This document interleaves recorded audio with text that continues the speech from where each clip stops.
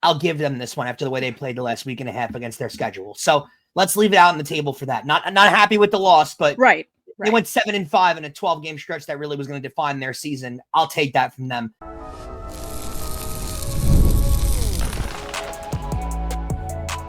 You are Locked On Yankees, your daily New York Yankees podcast. Part of the Locked On Podcast Network, your team every day. Welcome to Locked On Yankees, which is part of the Locked On Podcast Network, your team every day. Thank you for making us your first listen every day. I'm Stacey Gotsoulias. He's Brian McKeon. We've been hosting the show together for nearly a year and a half now. We've seen a lot of stuff from the Yankees. And Brian, quickly, what's your first take about what happened on Monday night in Minnesota? Another 4 ERA gets to them. Exactly. If you're an everydayer, you know what we're talking about. We'll get more into it in segment 1. Today's episode is brought to you by FanDuel. Right now, new customers can bet just $5, and if your bet wins, you'll get $300 in bonus bets to use across the app. So download the app today. On today's show, we preview Game 2 between the Yankees and the Twins. Hopefully it goes better than Game 1. We take our trek through the minors because it's Tuesday, and that's what we do every Tuesday. But first, Game 1 in Minnesota. Ugly game, not a good start to the series. The offense looked lethargic. Poor Rodón. It wasn't a bad game by him. And if this was a normal day, if this was a normal game where the Yankees didn't fly into Minnesota in the middle of the night, maybe he would have had a win. So let's start it off here first. We pride ourselves in this show on being realists with the fan base and with the team. I'm not going to kill them for this loss. A lot of things were against them here. And coming out of that 12-game stretch with how they played during that 12-game stretch, not rooting for losses. I'm not accepting of losses, of course. But if there's a game they're going to lose, I'll give them this one after the way they played the last week and a half against their schedule. So let's leave it out on the table for that. Not happy with the loss, but right. They went 7-5 in a 12-game stretch that really was going to define their season. I'll take that from them. They got in at about 5 o'clock in the morning to Minnesota because they had to play on Sunday Night Baseball in Boston for whatever reason. Yeah, I don't, for like the fourth time this season. That does in part hurt them. Plus, they lost an hour going back because they're going to Minnesota. There is that also. The team was sluggish, which is expected. Didn't get a lot of sleep last night. It's the first game of the series. The only massive negative I'm going to take out of this is the way Luke Weaver pitched. He's got to figure things out before the postseason starts because he's going to be another, like we discussed this with Devin Williams yesterday. He's going to be one of their arms. They're going to win with Luke Weaver. They are. If he pitches well, not if he pitches well, they are only going to go as far as those guys allow them to in the bullpen. And Luke Weaver's a big part of that. So he's going to need to pick things up and figure things out. Thankfully, he has time against bad opponents coming forward, but he has to get that confidence back. On a positive note, which, there was nothing out of the offense on a positive note, but from the pitching side of things, Carlos Rodón looked really good. And he battled. It wasn't an ace-type performance for any way, but these are the kind of starts you're going to have in the postseason, Stacey. You don't have those easy 7-inning, 12 strikeout performances. Yes, some aces do that in the postseason. More often than not, you're not getting that in the playoffs. So right. I like what I saw out of Rodón. Yeah, but my question is, does it scare you slightly that he was struggling against a team who's like the second worst in the American League? And who traded away like most of their team, and who's like and who's like a quad A team at this point? Like, does that frighten you a little bit? Do you think it's tiredness? Like, what do you think? It's in the higher numbers of innings he's pitched in his entire career. The team has certainly depended on him throughout this entire season, more than the team has depended on him in the past. There's a lot of factors going into this, but the fact that he gave you 6 innings, only gave up 2 runs, and there were runners on base. He did have a lot going on, but only giving up 2 runs. The 1 walk, he controlled things.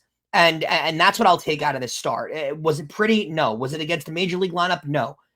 He controlled the damage, kept it to a minimum, keeps his confidence up. I'm fine with this start out of Carlos Rodón. Gave him a chance to win. And honestly, in a start he's going to have in 3 weeks' time, that's all you're going to ask for. Give him a chance to win. If he gives you 6 innings of 2-run ball in a postseason game, you sign for that. Oh, yeah, definitely.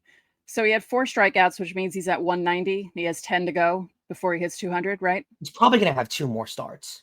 The only fear is the Yankees lock things up, and they're not going to start him in a last start, but he's going to have 2 more starts. I'm hoping he gets to 200. Just my nerdy baseball self kind of wants him to get to that milestone.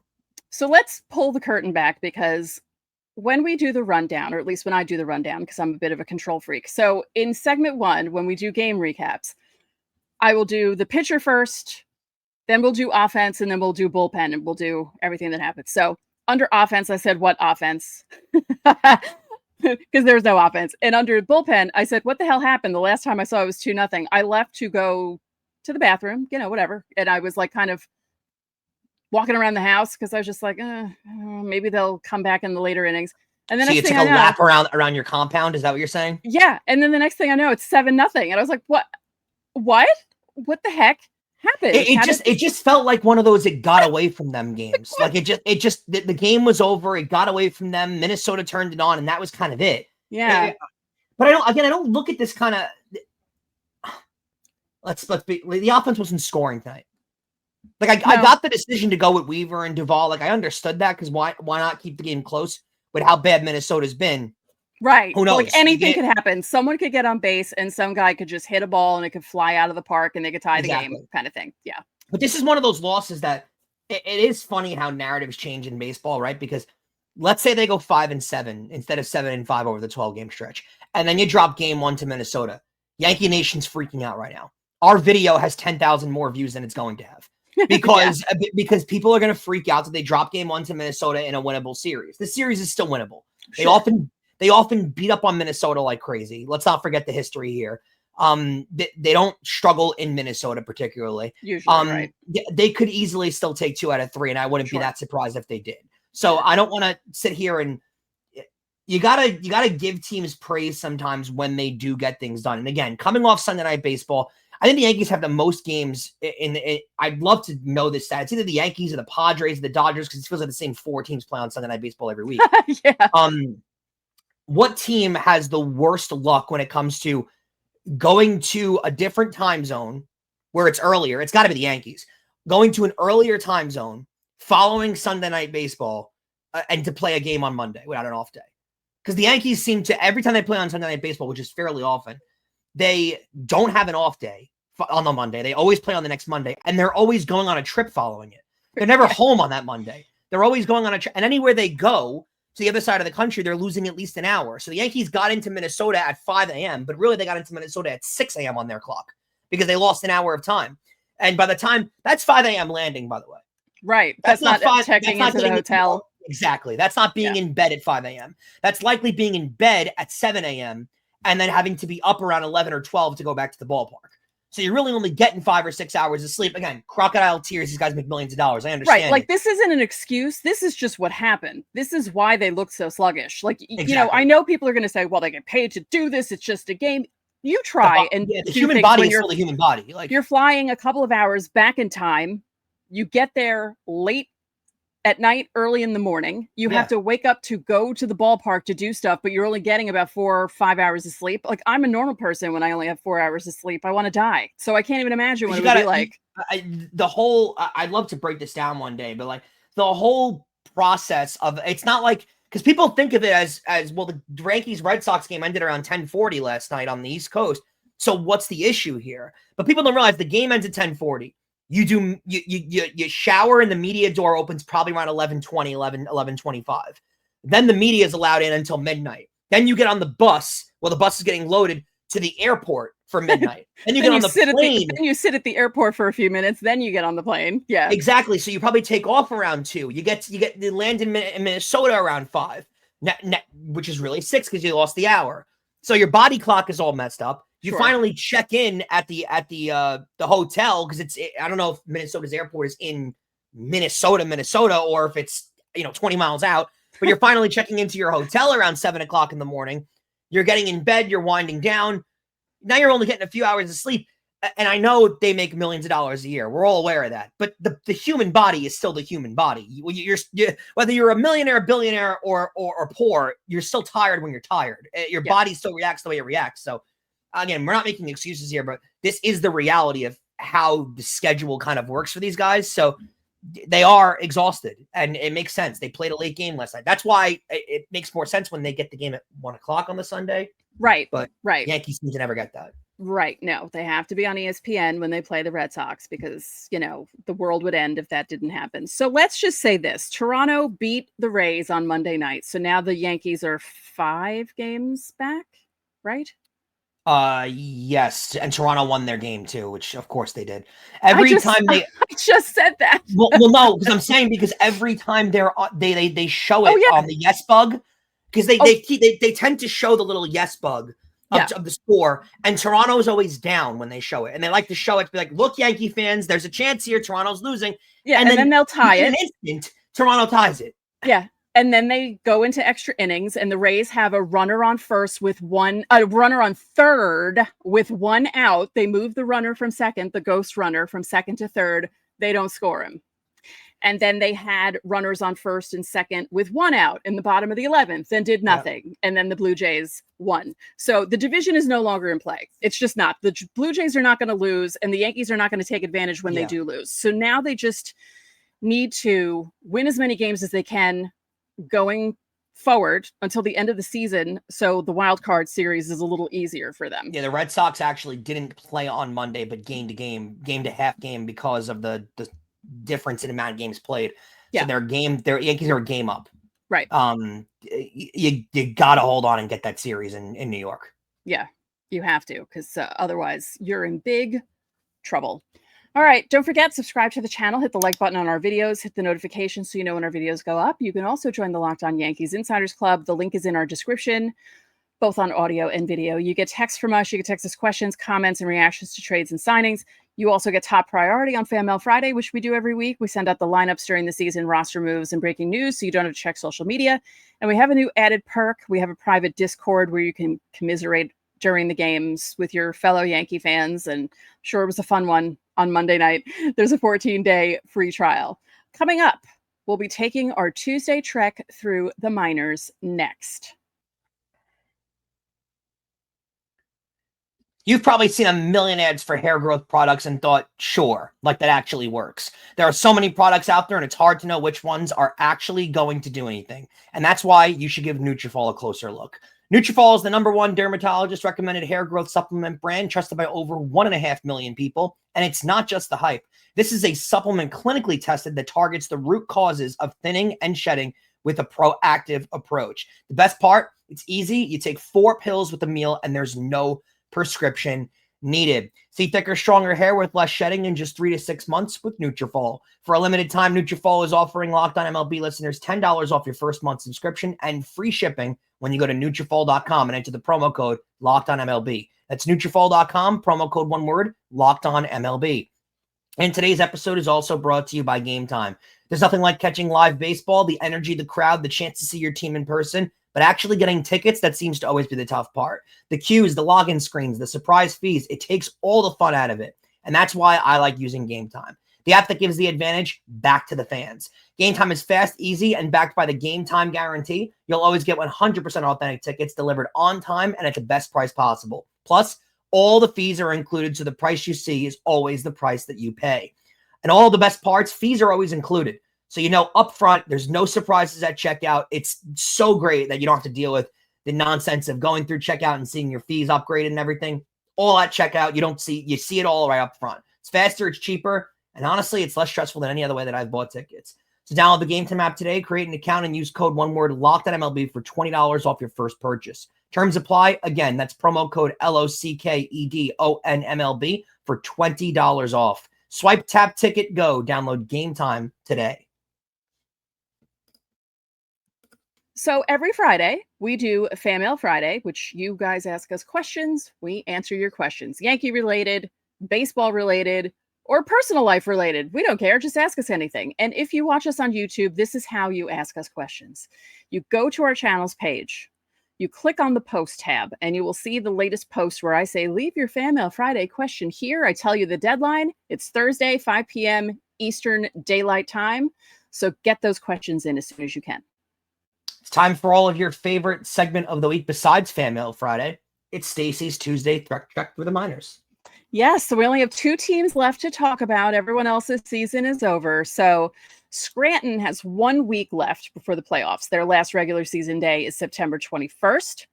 They have one last series against the Buffalo Bisons. They are not doing very well, the Buffalo Bisons. They're 59-81. So the Rail Riders should do okay against them. Should. They could have eliminated Lehigh Valley in their game head-to-head on Sunday, but it didn't happen. But they own a 5.5 game lead over them with 6 to play. Now, here's the big thing. Syracuse, the Mets, they pulled within 3 games of Scranton's lead. Scranton will clinch the second half title because, they split the titles with a 4-2 week. Now, if they go 3-3, but Syracuse goes 6-0, they split a 6-game series in the second half. That would be the first tiebreaker. The second tiebreaker is the final 20 games of the season. They go by the record. So a 3-3 week by Scranton would leave them at 9-11 in their last 20. And a 6-0 week by Syracuse would make them 14-6. So Scranton still has to do well against Buffalo to keep Syracuse out of everything. But get this. Which they should expect. Right. Syracuse is facing Lehigh Valley. And Lehigh Valley is another good team. So it's not going to be easy for Syracuse to do anything. So we'll see. And Lehigh Valley is playing for something too. So there's that aspect of it too. Their season's not over. Right. So here's your Spencer Jones update from AAA. Thanks to Sunday, he has a 10-game hitting streak heading into that series with the Bisons. It's his second 10 or more game hitting streak this season. He had an 11-game streak from June 20th to July 3rd. During this particular streak, he's batting .289, which works out to 11 for 38. He has 3 doubles and a home run. So it's not one of those like crazy streaks where he has a ton of home runs. The strikeouts are high because he's Spencer Jones. But he had that really brutal stretch in August after he had the run of home runs and then hurt his back. So he's picking things back up again. So that's a good sign from him heading into this last series and heading into the playoffs. The Yankees are definitely letting you know, though, by the way, that they were not planning on calling him up, and he is not major league ready because almost everybody in baseball is calling up their top prospects right now, and he is not. Yeah. He's not sniffing the major leagues right now. So they are telling you he is not ready, which is fine, but that's what they were telling you. Yeah. Although to be fair, a lot of the guys who are being called up are pitchers, right? Because Joe. No. I agree, but the guy who looks like he's from the 70s for the Red Sox, he was called up. The kid from the Blue Jays who did a really good job on Monday night in his debut. Savage. He had 19 swings and miss. He had 19 swings and misses. What an awesome 19 swings and misses. That is wild, right? That's his name, isn't it? Yep. No. Okay. It's Savage. It's just great. 5 innings, 3 hits, 1 earned, 9 Ks. Yeah. And they only let him go. I'm going to say it for the 5th time. 19 swings and misses. These guys were just looking awful against him. Trey Savage. He also, they kept him on a pitch clock or a pitch count. I don't know why. He only threw 69 pitches. Nice. Great for your debut. Nice. Way to go. Nice. Moving down to Somerset because they are starting a playoff series tonight against Binghamton, the Mets affiliate, the Rumble Ponies. Here we go. Now, the thing that could work in Somerset's favor is Jonah Tong is with the Mets. He's no longer with Binghamton. So up 2 levels, by the way. Not 1, 2 levels. Yeah. So they don't have to worry about that. So good luck to Somerset. Hopefully you can beat Binghamton. It's a 3-game series. They're short. They're small. They're not like the regular season series where there's 6 games. It's 3 games. So I believe first game is in Somerset and then they're on the road for the second 2 in Binghamton. So we'll see how Somerset does. And speaking of Somerset, here are George Lombard Jr.'s final numbers for the season. His batting line, .215, .337, .358 in 469 plate appearances. Nice. That works out to 24 doubles, 4 triples, 8 home runs, 36 runs driven in. 68 runs scored. He was 24 for 30 with stolen bases. His walk rate was 13.6. His K rate was 26.4. You're going to want to flip those if you're George Lombard Jr. going into next year between the walk and the K rate. I'll say this, the positive. The numbers aren't eye-popping and they're not crazy. I do think it's a good sign they kept him in Double-A all year and let him figure things out, work things through. He'll likely start the year in Double-A next year. I'm glad that even though he struggled at times, they didn't think to move him down so he could have more success. They let him figure it out at a higher level. Right. And then these are his numbers overall, because that was just with Somerset. So overall, 235, 367, 381 in 580 plate appearances.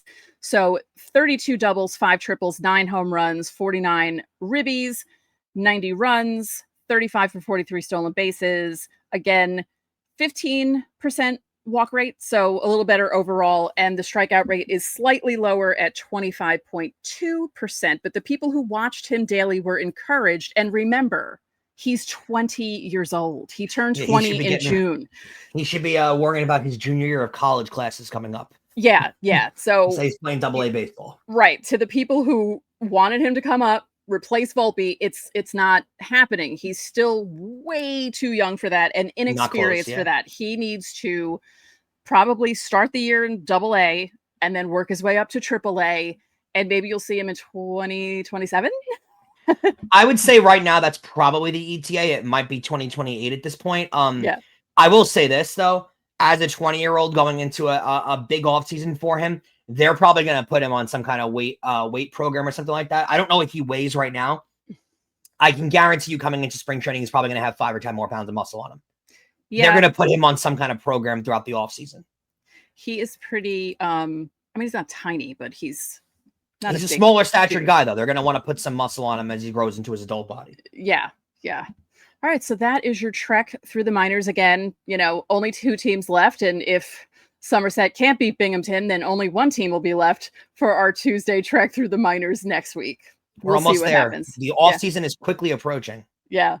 All right. Coming up, we'll preview game 2 of the series with the Twins, and we'll tell you about some news from around the league next.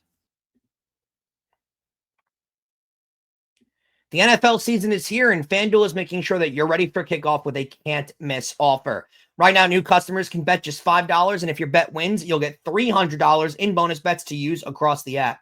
Now, I love using FanDuel. It fits however you like to bet. Player props, building a same-game parlay, or even jumping in live as the action unfolds. I got out on the Buccaneers last night. Great comeback for Baker Mayfield. Showed a lot of belief for me, and he rewarded me on the FanDuel app. It makes every game more exciting. Whether you're watching your team or just keeping an eye on your fantasy lineup, it's the perfect way to stay locked in. Plus, it's quick, easy, and the best way to add a little more energy to your Sundays. So are you ready to play?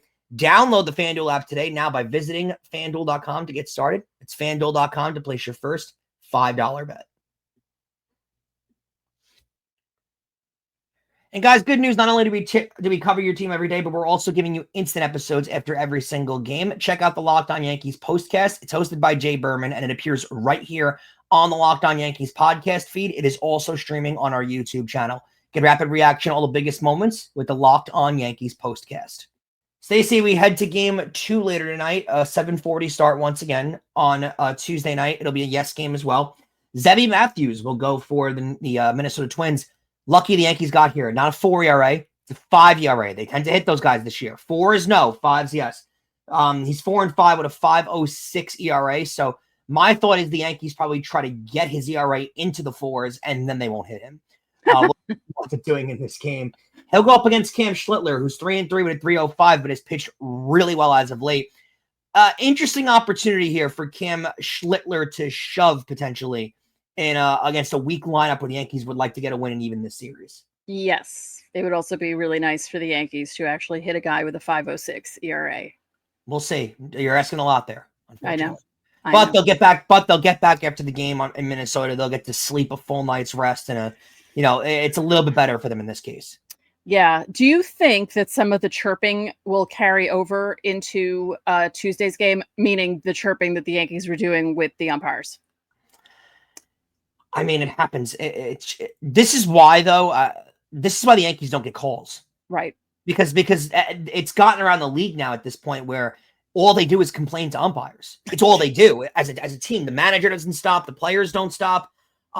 This is why they don't get calls. Yeah, it'll continue. It's continued all year, and it'll continue into the next series and the series after that, and into the postseason, I'm sure, because they don't stop. And when you keep constantly badgering the umps like this, they're not going to care anymore, and you're never going to get the benefit of the doubt when it comes to a call.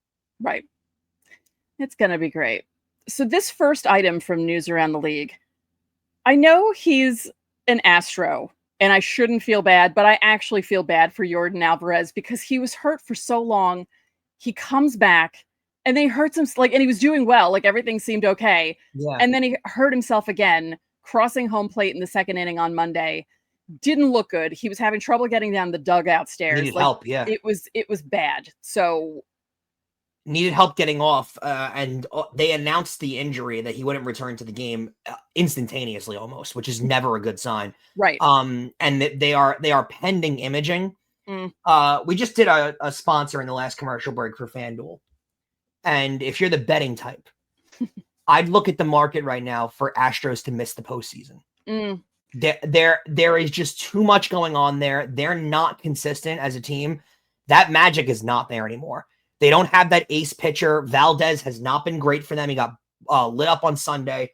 I don't see it with this team. And if Alvarez is going to miss, I can't even say any significant amount of time. If he misses any time at all, they're screwed because they have 10 games left. Right. So, he needs to play every single day. They won on Monday playing the Texas Rangers in a unbelievably massive series. But that lead is only 3 games, Stacey, in the wild card. They've already dipped to the wild card, by the way. Up last week at this time, they had a 4-game lead over the Mariners. That the Mariners have now taken them over and moved into the lead in that division. And I don't know if the Mariners are going to relinquish that at this point. They have a half-game lead right now because the Astros won. The Rangers are 3 games behind the Astros in that wild card spot. But again, by the time this series is over, it could be a 1-game lead. Plus, you look at the rest of the wild card standings, Stacey. They've got Cleveland right on their tail at 3 games also. Kansas City is 6.5. They're probably out of it after their loss, but they've got 2 teams chasing them down. And the Astros' schedule doesn't fare well for them the remaining of their season, right? They play the Rangers in 2 more. Then they go to Seattle and play the Mariners. That's a crucial series. That's a big series for both teams. Then you go to Sacramento in a park where Sacramento A has played. No, I'm calling them Sacramento. I guess they are Sacramento technically. They've played really well. Weirdly enough, the A's are one of the worst teams in baseball, Stacey. Their record is 70-80 now. They've played really well over the last month. They've gotten to 10 games within 500. Plus, the Astros just lost their best power hitter for possibly this season, and they're going to a park where the balls fly out of it in Sacramento. That could be a problem. And then you close the season out against the Angels. It's not an easy trek for them the remainder of the season. I don't know if they're making the postseason. There's too much going on, and they've slid too much in the last 2 weeks or so. Right. Oh, you were talking about prospects being called up. The Giants called up their top prospect, Bryce Eldridge, 20 years old. Here we were talking about George Lombard Jr. only being 20 years old, but he is the 29th ranked prospect in all of baseball, Bryce Eldridge. So he'll play on Tuesday. It is crazy how young these guys come up now. I think baseball's trying to follow the mold of other sports where they want guys contributing early on in their career and developing more, but damn, developing more and then locking them up for less money when they're younger so they can, Well, the Red Sox just did with Roman Anthony, and I still don't know what Roman Anthony was doing taking that contract. Roman Anthony, who's now hurt. Yeah. They've got a weird position for themselves going into the postseason as well. Yeah. Here's an interesting one too. The Chicago Cubs have really been middling since the All-Star break. They've still got a giant lead on that wild card, and they've had chances to catch Milwaukee with runs, and they just refuse to go on any kind of significant run. They're starting to get healthier, and they're getting Mike Soroka back, but they're getting him back and putting him immediately into the bullpen. They're not putting him back in the starting rotation. I kind of like this going into the postseason because they want to use him in the playoffs, and they want to use him as that hybrid starter role that can come out of the bullpen and get innings for them. Right. I don't hate this because you see this a lot, Stacey. Teams take their normal starter, and then the postseason starts, and they don't want him starting. They're like, all right, you're going right into the bullpen. And that guy immediately struggles because he's not used to the rhythm of coming out of the bullpen into the middle of a game. He's not used to getting ready in the 4th inning to come in. The routines are all off. And we talk about this all the time. Baseball players are such creatures of habit. I kind of like using these last 2 weeks. The Cubs have a playoff spot locked up, not mathematically, but it's all but there. Right. I like them using him if they're going to use him as a bullpen relief for late in the for the postseason. I like them using these last 2 weeks to kind of get him ready for that role. Hey, start figuring out what works for you around the 4th inning. Start figuring out when you need to start stretching, when you need to start getting ready, when your last meal needs to be, eaten, when your pregame meal needs to be eaten. I kind of like this. I'm not going to lie. I think this is a smart strategy, to be honest. Yeah, I think it's interesting. I think you might see more teams do this because of the way I kind of hope baseball is now, right? You don't really need more than 3 starters anymore in the playoffs, and if you have really guys, it's 3. Yeah. So, because even that one random series where you might have the 4th guy come in because the scheduling is weird, that game's always a bullpen game. It's always the 4th guy will go 3 innings and they go right to the bullpen. So it really is. Just an update for you quickly on the NL wildcard position. Cubs have the 1st spot. That's pretty much locked up. Padres have the 2nd spot pretty much locked up. Then it's Mets with a 1.5 lead over the Giants, who are currently tied 1-1 as we record this. So that lead could go down to a half a game by the end of tonight. Cincinnati is 2 games back. Arizona is 2 games back. And somehow St. Louis is still in it at 4 games back. Crazy stuff, though. I mean, that is coming right down to the wire. Yeah, I like when the last 2 weeks of the season gets wild. Yep, it's again, it's good for the with sport. the Yankees not involved in it. When other teams are involved in the craziness, I enjoy it. If the Yankees are involved in it, I do not like it. So, yeah. They pretty much got their one of the last 2 spots locked up. I just want to see those games in the Bronx. Right.